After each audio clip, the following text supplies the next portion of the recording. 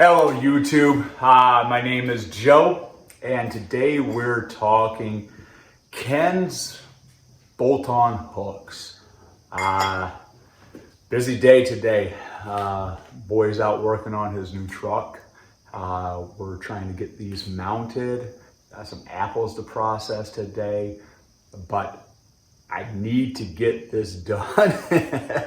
I've been sitting on these parts for a couple weeks, so first thing we're going to do is I want you guys to kind of take a look at these with me. I deliberated whether I just buy some Amazon type bolt-on hooks. Do I weld some hooks on? Kubota's bucket is a little bit weird, and we'll take a look at that.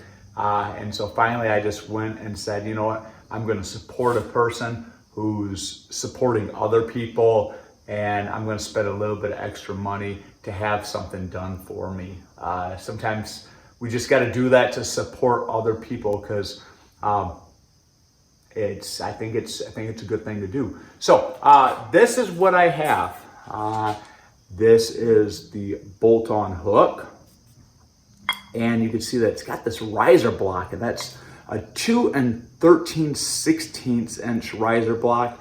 And when we go to the bucket, you'll kind of see what's going on and why we need that. You see inside there, you can see the welds that are in there. And then I opted to go with a clevis mount on the inside of the bucket. And man, it's pretty heavy. My little Kubota, I think the front end of it can maybe only lift up maybe 1,000 pounds, maybe 1,200, but it's not much. This is overkill for what that bucket can do. And so we're gonna measure these real quick. Kind of take a look. I got my trusty old caliper here. And so as we look at the actual plates of these are 1/4 inch thick steel plates. Actual clevis end here is 1/2 inch. And then these square tubes here are, about 1/8 inch thick. And so looking at all that, it kind of gives you what the construction of them look like. And so let's go over near the tractor, and I kind of show you what the suggested mounting is, and then we're going to get some work done. So I'm not quite sure how well you guys can see this. Clamps are kind of in the way, but the idea of this hook is that we have this riser block to basically come up. Kubota's buckets kind of curl back around, and so you'd have to have a plate built up in order to get above the bucket with a hook. Now I could have welded some hooks inside the bucket, but I think you guys all know how gravity works, and you'd hook a chain in there, you get in your tractor, the chain comes unhooked. So here I could actually see it. So directions show that you're supposed to clamp just quick clamps. I'm sure you could use whatever you needed to, but you want to be in line with your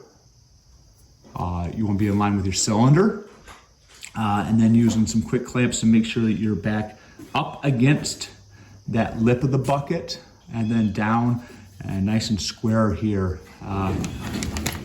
This is the hardware pack that they sent with us. I'm pretty sure that that's supposed to be the right length. One direction I saw said you might have to trim these.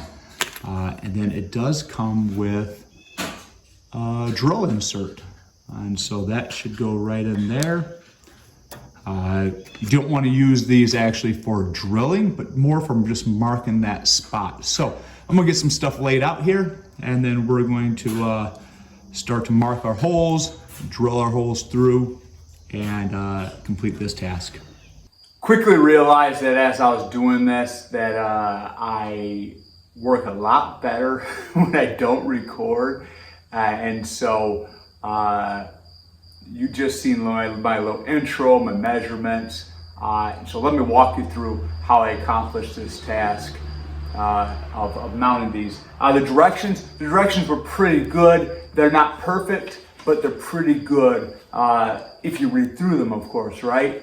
And I did make the mistake of reading enough of it where I felt confident, and then I kind of skimmed, right? And so directions showed you that you should take some kind of quick clamps, or probably C-clamps would work just as well, and make sure that it is square to this edge here, this lip. And so I did that. I made sure it was square. I used their little insert and I drilled in. The problem with the insert is the insert doesn't guarantee that you're square. And so that's the mistake that I ran into, was it didn't guarantee that I was square. And so, when I pulled that off, I looked at the holes and I thought, well, those don't look right, but I'm gonna send it, right? I'm gonna send it, I'm gonna trust the process. Well, I made a mistake, and my second hole over on this one, boy, it was off by probably only a 1/16 of an inch, but 1/16 of an inch when you're dealing with a big bolt and thick bracket, it might as well be on the moon, right? And so I took my C-clamp. I learned a lesson that I should have took this mounting, this clevis mount, and I should have laid it over the hole prior to drilling all these holes to check the centers. Did those two marks actually line up with that mounting plate? And I would have seen that they didn't, but I went ahead and did that, came back, took that mount, the bottom clevis mount, C-clamped it down, saw how far I was off, and then I just drilled that straight through a 1/2 inch. So one of my holes over here is a little bit elongated side to side, not forwards and backwards, but side to side. And I'm gonna have to deal with it. I really am. I don't think that it'll really cause this not to work well, but lesson learned, right? See a problem, solve a problem.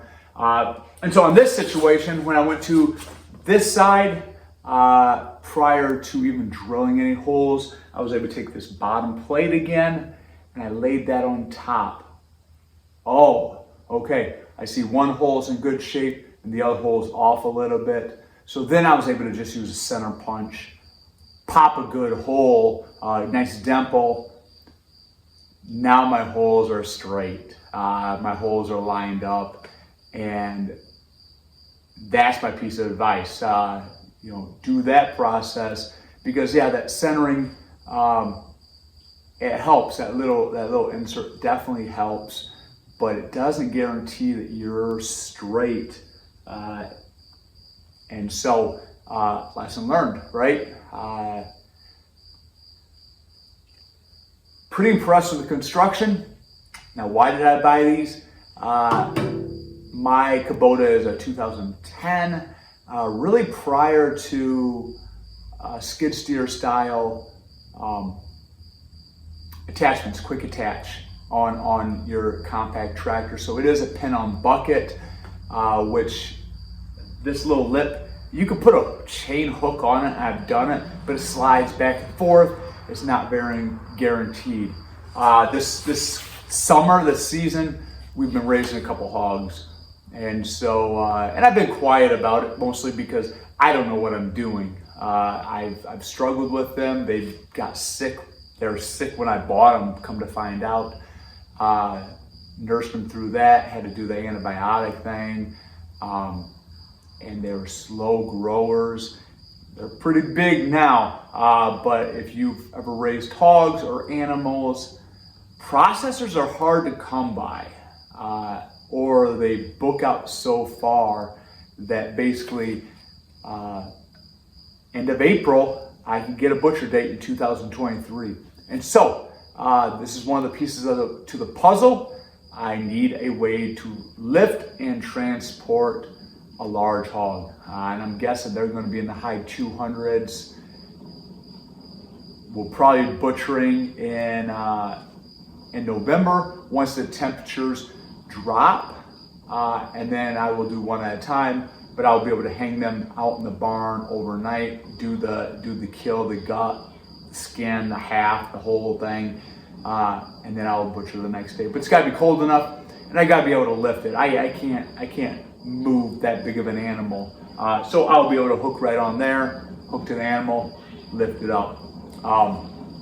Side note, I don't know how to butcher a hog. Watch lots of videos, read a couple books. Giddy up, right?